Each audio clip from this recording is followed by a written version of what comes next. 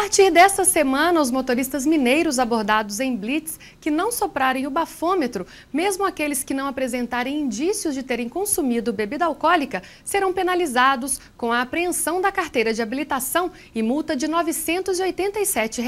Antes, a regra era menos rigorosa. Apenas motoristas flagrados com sintomas de embriaguez eram punidos. Para falar sobre essas mudanças, eu converso com o professor Marcelo Peixoto. Ele é da área de Direito Penal aqui da PUC Minas. Tudo bom, professor? Olá, Josi, tudo bem? Tudo ótimo, obrigada pela presença.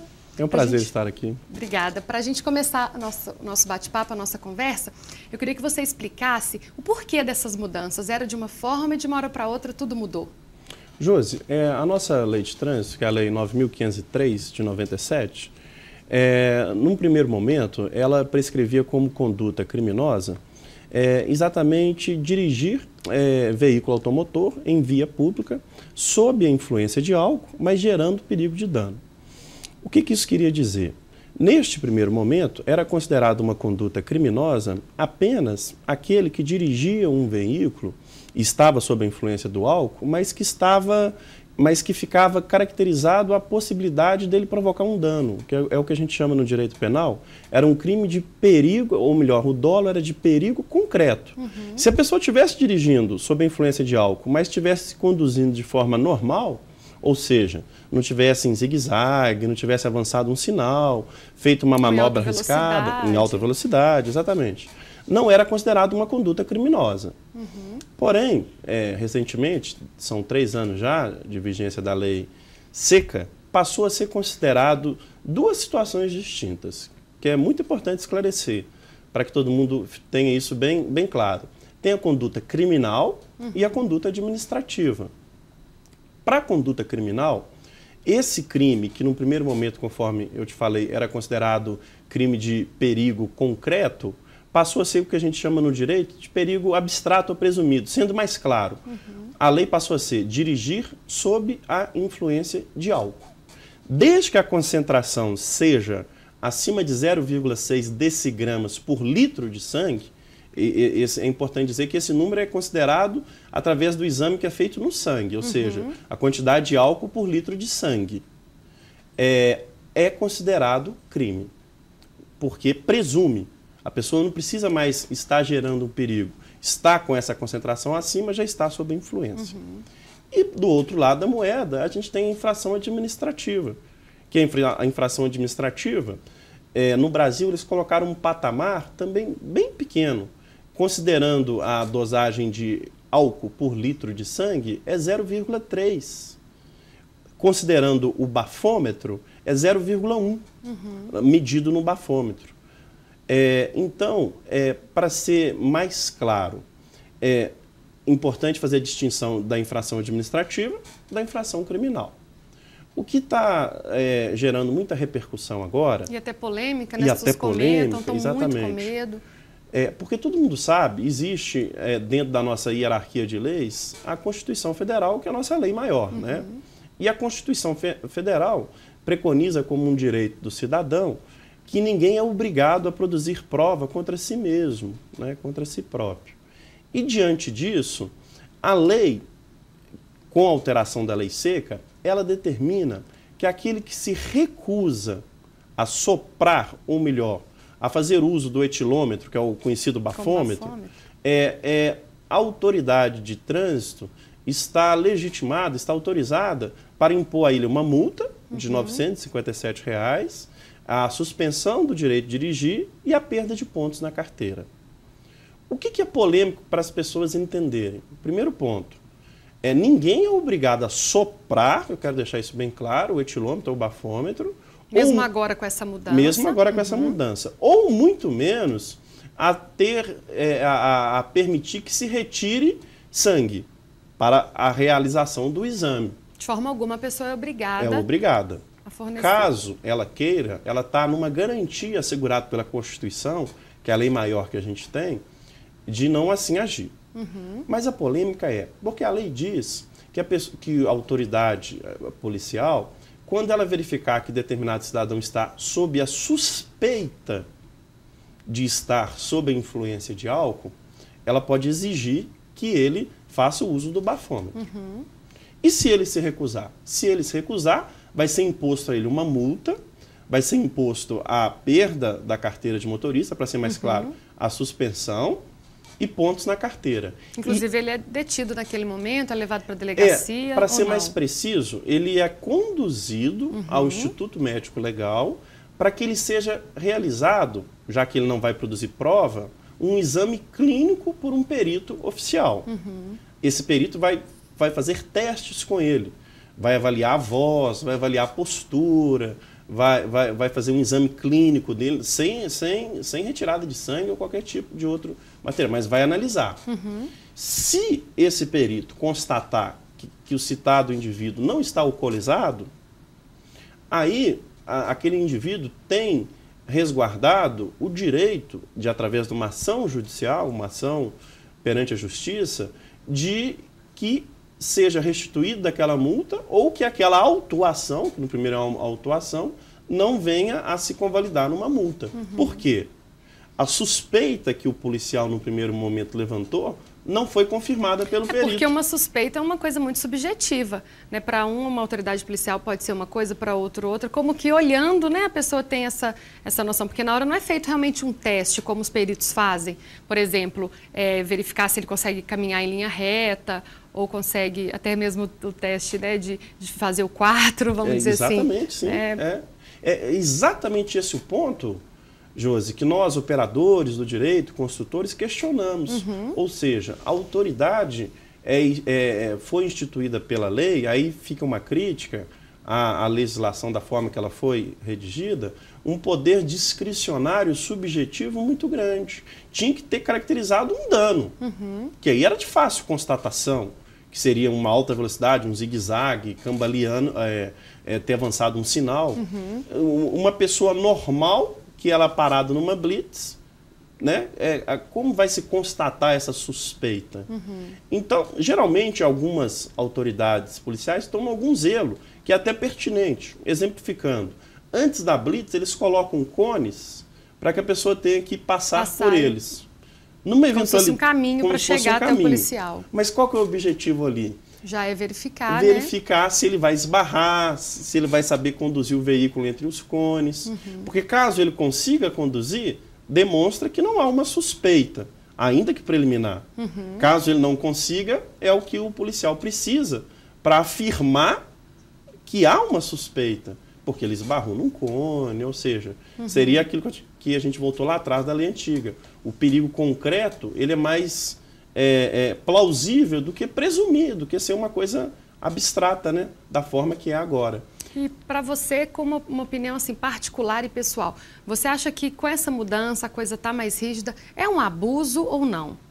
O que ocorreu agora foi uma normatização interna dos órgãos públicos, e principalmente da Polícia Militar, de ser mais rigoroso com a prescrição legal. Sendo mais claro, de intensificar as blitz. Na legislação em si não houve nenhuma mudança significativa. A redação é a mesma. Só que a abordagem que vai ser mais rigorosa. Exatamente isso. A abordagem que vai ser mais rigorosa. É porque em Minas Gerais especificamente, a gente pode dizer, o índice de pessoas que eram submetidas a testes do etilômetro, o bafômetro, né, era um índice muito pequeno relacionado a outros estados. E aqui eu só gostaria de esclarecer um ponto que é importante. A lei fala 6 decigramas por álcool por litro de sangue. Isso é feito no exame. No bafômetro, conforme eu já disse lá atrás, né, os índices são outros. Então há que fazer uma conversão, porque no bafômetro esse índice é verificado pelo ar. E o aparelho faz a conversão para ver a existência ou não de álcool, né? E também deixar registrado que aí, para a gente rever, no universo de 80 países, a nossa legislação é a 13ª mais rigorosa do mundo. Na América do Sul, a gente só perde para a Colômbia, que a tolerância é 0. Países como a Itália, como a França, como a Alemanha, a permissividade é muito maior, ela é maior do que o Brasil. O Brasil, com a lei seca, passou a ser Conforme eu disse, na América do Sul, o segundo mais rigoroso e no mundo, o 13º. E um país tão rigoroso, igual você está dizendo, né, com esses dados, inclusive não só aqui em Minas, no país inteiro, o Brasil está preparado para ser tão rigoroso, vamos dizer assim? Existem bafômetros suficientes, policiais suficientes, viaturas suficientes? É uma questão até de estrutura para colocar em prática a lei seca? Ô Josi, você tocou no ponto central que a gente sempre questiona. Às vezes o problema, o déficit, não está na legislação em si, mas está na própria estrutura que é disponibilizado pelos órgãos públicos para fazer cumprir a lei, né? Na questão do treinamento. Eu comungo da mesma opinião que você, de que falta material, falta um treinamento específico, falta infraestrutura para os agentes, número de bafômetro, disponibilidade, né? Porque através desse fator, caso ele não exista, a gente não consegue colocar em prática o que está preconizado na lei, né? E com a sua experiência com o passar do tempo nesses últimos 3 anos, você acha que a lei seca contribuiu para a redução do número de acidentes de carro, que é uma das principais causas de mortes no país, ou não? Você acha que a lei existe, mas com relação a ganhos, com relação a vidas, isso realmente aconteceu ou não? Ô Josi, em relação a esses dados que são levantados sobre pesquisas, são vários fatores que devem ser considerados para a gente dar uma resposta objetiva sobre o ganho ou não da lei. É incontroverso em qualquer lugar que a gente advoga da causa que jamais quem fez o uso de bebida alcoólica deve dirigir, porque é comprovadamente já demonstrado a perda do reflexo, né? A perda de alguns... É físico mesmo, né? Físico. Não é uma questão da polícia chegar e reprimir. O corpo realmente reage. Perfeito, exatamente isso que você falou. Agora, em relação a esses dados, alguns pontos que devem ser considerados, que às vezes eles não avaliam nas pesquisas, é que não é só o número de acidentes reduziu ou não, porque a frota de veículos no trânsito, consequentemente, aumentou, né? Mas é sempre importante deixar muito claro que a lei agora faz uma distinção da infração administrativa, que está sujeito à multa, e aquele que está com uma concentração maior por álcool no litro de sangue, ele está sujeito, aí sim, uma infração criminal. Ele passa a ser um crime, Passa a ser um crime, a pena é prevista de 6 meses a 3 anos, ele vai ser conduzido na delegacia, vai estar sujeito ao delegado arbitrar um valor da fiança, e ele vai responder a um processo criminal. Que aí é uma conduta mais gravosa que, sem sombra de dúvidas, que ela deve continuar dessa forma. O que se discute é se a infração administrativa, até que ponto ou não ela atinge o seu objetivo. E quais as pessoas que realmente podem ser punidas dessa forma, se é uma coisa aleatória ou não, porque, por exemplo, eu não fiz uso de bebida alcoólica, eu paro na blitz, eu não quero soprar o bafômetro, mas eu realmente não ingeri bebida alcoólica. Eu vou pagar a multa, eu vou ser penalizada como uma mesma pessoa que consumiu bebida alcoólica, parou e também não quis soprar. Vai ser uma pessoa que não, vamos dizer assim, não bebeu, com uma pessoa que bebeu, estando ali, né, na mesma situação, pagando a mesma multa e tendo o mesmo tipo de penalidade administrativa. É exatamente o ponto. O cidadão que teoricamente está ali cumpridor dos seus deveres, né, pagando por aquele que não o está fazendo, né? Então, o que a gente defende é que essa suspeita que a lei atribui à avaliação se sopra ou não sopra o bafômetro, seja aferida pela nossa Polícia Militar, que é respeitadíssima em todo o Brasil, né? Por critérios cada vez mais objetivos e menos subjetivos. Não delegar para o policial, através da simples opinião dele, né, do poder discricionário, é suspeito. Ou seja, colocar critérios mais objetivos para que o cidadão comum possa saber o motivo pelo qual ele está tendo que se submeter a um bafômetro. E não a um critério vago, subjetivo, sem ter nenhuma referência técnica, né? É o ponto que a gente, acima de tudo, defende para que a Polícia Militar agora possa, da forma que ela sempre vem fazendo, buscar que a lei seja cumprida da forma que ela está prescrita, né? Ok, Marcelo, muito obrigada pela presença. Acho que foi super importante a nossa conversa. Muita gente que não entendia vai passar a entender agora. É um prazer, Josi. Estou sempre à disposição. Ok, obrigada. Obrigado você.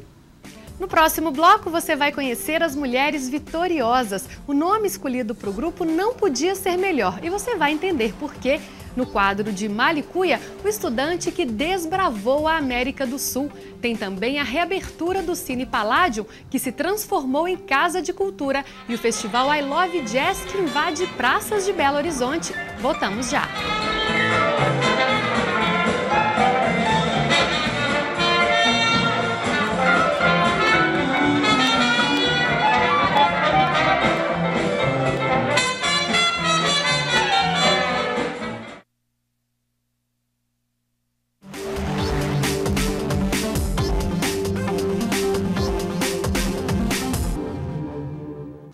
Exemplo, essa é a palavra que define um grupo de mulheres do bairro Jardim Vitória, aqui em Belo Horizonte. Elas se encontram para fazer artesanato e cuidar da saúde. Tudo isso depois de um dia cheio cuidando da casa e da família. São as mulheres vitoriosas. Estamos aqui em Belo Horizonte, no bairro Jardim Vitória, onde um grupo de mulheres dividem o seu tempo entre os afazeres domésticos e muita atividade física. Para entender melhor essa história, a gente vai acompanhar um dia de uma das integrantes desse grupo, a Dona Maria André. Ei, Dona Maria, tá boa? Tudo bom? Dona Maria é mãe de 3 filhos, esposa e dona de casa. A partir daí, já dá para imaginar que trabalho é o que não falta na vida dela. E não foi nada fácil acompanhá-la na rotina da casa. Cansa só de ver. Tem tarefa de casa que ela não é lá muito fã. Lavar eu adoro, mas passar, passo mesmo que tem que passar, né? Mas não sou chegada a passar roupa, não. Não passava de jeito nenhum. E se Dona Maria quisesse, ainda tinha mais coisa para fazer. Porque com um quintal desse... Tem o pé de coloral, esse pé de banana, tem pé de limão ali, ó, que tá carregado no limão. Tem café, que isso aqui é café. Tem a banana ali, o cacho de banana, eu cortei, o pé de coco. Pé de mexerica ali, ó, tá carregado na mexerica. Essa correria toda só para na hora das atividades do grupo Mulheres Vitoriosas. Assim, Dona Maria passa mais tempo fora de casa, mas fez tanto bem a ela que nem o marido reclamou. Muita coisa boa, né? Principalmente pra ela, né? Tá lá fazendo a atividade dela, tranquilo, né? Eu trabalho à noite, ajudo ela em casa, eu mesmo faço comida, ela tem tempo de fazer o trabalho dela. Na hora de sair de casa para o centro, se alguém quiser um pedido de última hora, fica para a próxima. Não, se ela vai saindo já, mãe. Ó, dando tchau pra ele. O lado esportista dela já começa assim, indo para o centro a pé. Esse é o 3º ano que Dona Maria frequenta o Mulheres Vitoriosas. Não precisa pagar para fazer parte do grupo. Nesse caminho até o centro, Dona Maria foi contando um pouquinho de tudo. Rolou até receita de biscoito de polvilho. Vocês fazem uma coisa assim, o pessoal escava ele com óleo frio e coisa mais eu amolece ele com ovos. 1 quilo de polvilho eu gasto quase 13 ovos. 1 quilo de polvilho, 13 ovos. Aí como é que é? Mistura? Como é que funciona? Mistura a massa, né? Põe o óleo frio no polvilho, não pode ser a massa muito úmida e nem muito seca. Nesse espaço, o grupo produz materiais diversos. Alguns são vendidos, mas a maioria fica para presentear. Todas essas peças são elas mesmas que doam. Aqui não tem professor. Todas ensinam, todas aprendem. A gente convive com pessoas diferentes, né? Sai de dentro de casa, aquele mundinho ali. E não é dizer que minha vida de casada é ruim, não. Mas a gente conviver com outras pessoas de fora, né? É muito bom. Além dessas atividades manuais, as Mulheres Vitoriosas já apresentaram um teatro e escreveram um livro de receitas. Aqui, elas cuidam da horta, fazem ginástica e tornam o convívio um momento de reflexão e alegria. Elas conseguiram dar sentido, elas conseguem transformar esse momento de encontro, um momento agradável, um momento de aprendizagem, um momento de descontração, de lazer, de saúde. E assim como não tem nada que as impeça de vir para o centro, para ir para a ginástica também não tem. Então não tem nada que impeça de acontecer, né? Pode estar chovendo, pode estar chovendo pedra mesmo, que vai tudo pro salão lá de reunião. E a galera fica todo mundo esperando aqui. A ginástica aqui é o Lian Kun, um método chinês que ajuda na circulação, flexibilidade e a harmonização do corpo.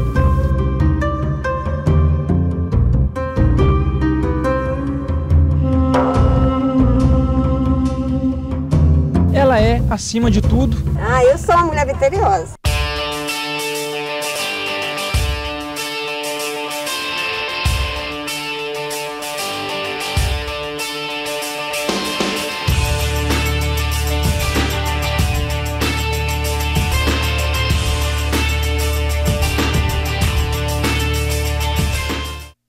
No quadro de Malicuia de hoje, você vai conhecer um jovem que fez as malas e desbravou a América do Sul. A viagem fez parte de um intercâmbio que possibilitou a ele ter as mais diversas experiências.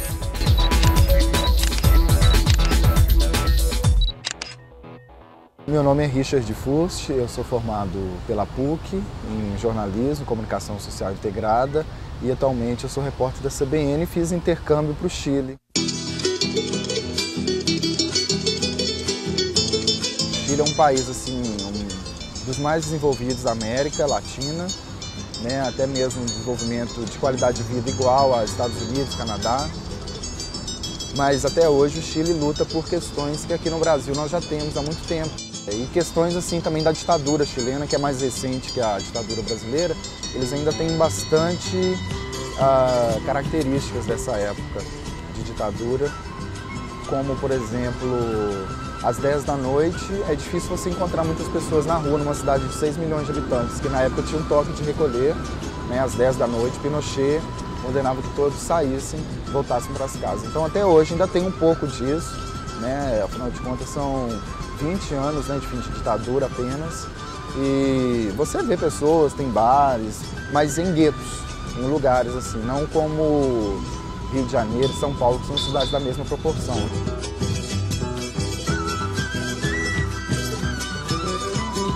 Olha, profissionalmente foi muito assim, porque acrescentou muito, porque eu fiz um curso de narração audiovisual dentro da faculdade que tem um curso de direção audiovisual. Então, tinham todos os equipamentos ali, bastante livros de referência, professores que trabalham no mercado chileno, no caso seria o Canal 13, que é o canal mais popular, que é da Universidade Católica. O chileno ele é um pouco fechado, então as amizades foram mais com intercambistas de outros países, Alemanha, Espanha, Japão, Estados Unidos, várias partes do mundo. E amigos que vieram aqui para o Brasil depois. Quando eu voltei do Chile, veio uma amiga japonesa, depois uma espanhola, uma chilena, depois veio um suíço. E até hoje vem, até hoje eu recebo na minha casa. Eu estava indo para conhecer o Chile e, afinal de contas, eu acabei me conhecendo melhor. Conheci o Chile, na verdade era só Santiago, acabou com uma viagem que era só para Santiago, onde estava a faculdade, né? Fui para o deserto de Atacama, o deserto de Tarapacato, fui para a Patagônia, Peru, Bolívia. Até hoje eu me surpreendo dessa viagem que eu fiz.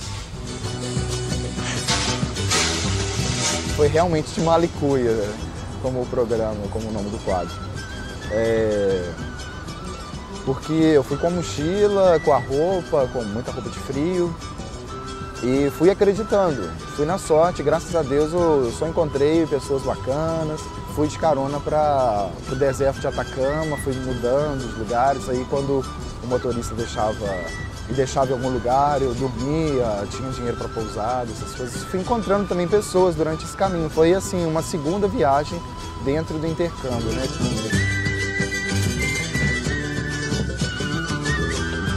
Foi uma experiência assim, inesquecível para mim, que eu tenho características daquela época de 2 anos até hoje comigo.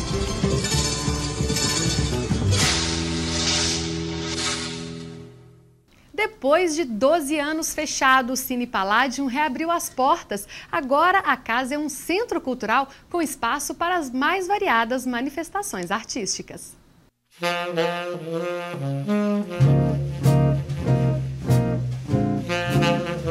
Esta é Belo Horizonte dos anos 60. A capital crescia, a população lutava por direitos e tinha sede por cultura. Em meio à repressão do golpe militar, nasce o Cine Palladium. Luxo, grandiosidade, poder. A sala de cinema mais glamurosa de Belo Horizonte fazia parte da rotina dos mineiros. E a história da casa marcou. foi palco do primeiro Festival do Cinema Brasileiro, ponto de encontro de manifestações populares e até passou por um incêndio que parou a programação do local por um ano.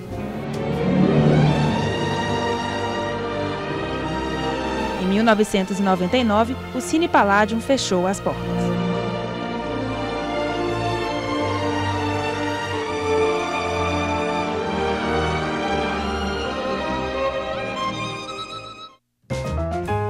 Doze anos se passaram e agora as portas do antigo Cine Palladium se abrem novamente. Mas a nova estrutura ainda traz aos antigos frequentadores as mesmas emoções do passado. Eu vi o fechamento do Palladium, eu assisti um dos últimos filmes que passou aqui. A gente vê todos os dias fechando o teatro na nossa cidade e o Sesc, se mobilizou. E aí a gente vê que quando existe vontade política, quando existe comprometimento, as coisas saem do papel. O Clube da Esquina, na verdade, ele não nasceu naquela esquina histórica lá de Santa Teresa, da Paraisópolis com a Divinópolis. Ele nasceu num perímetro de 800 metros daqui, porque onde eu morava com o Milton Nascimento, onde o Wagner morava, onde morava o Beto Guedes, Toninho Horta, onde a gente assistia as nossas sessões de cinema aqui no Palladium, ali em frente na imprensa oficial, do lado do Maleta. Quer dizer, isso aqui tem demais a ver com a nossa vida e com a nossa juventude. O governador de Minas Gerais e o prefeito de Belo Horizonte também participaram da reabertura. Belo Horizonte está de parabéns e eu queria agradecer à Federação do Comércio, ao Sesc, por oferecer à população de nosso estado um equipamento como esse, que é de primeiro mundo. De agradecer esse presente que a cidade de Belo Horizonte está recebendo nesse dia. O resgate dessa casa de espetáculos ampliada, revitalizada, com uma proposta de inserção popular na cultura que muito nos atrai, muito nos agrada.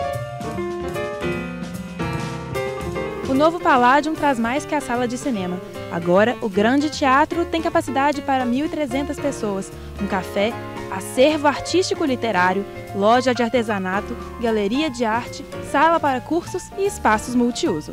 Um investimento que o Sesc e a Federação do Comércio investiu nesse empreendimento foi realmente para oportunizar e valorizar as produções e os artistas. É uma sensação maravilhosa, uma emoção muito grande de ter mais um palco assim, para os artistas mineiros, para o público mineiro.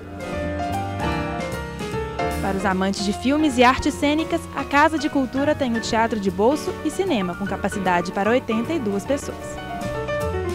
O Centro de Cultura, a grande importância dele é que a gente vai consumir cultura e vai conseguir refletir sobre a cultura. É muito diferente de você ir no cinema de shopping, que você sai e vê vitrine.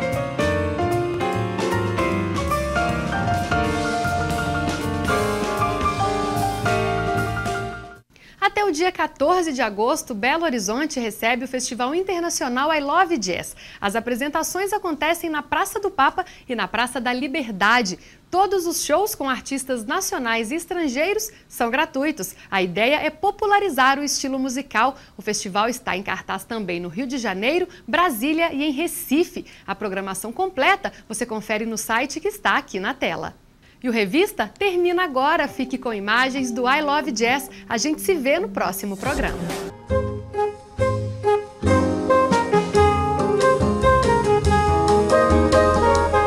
Une pierre, un bateau, c'est Joseph et c'est Jacques.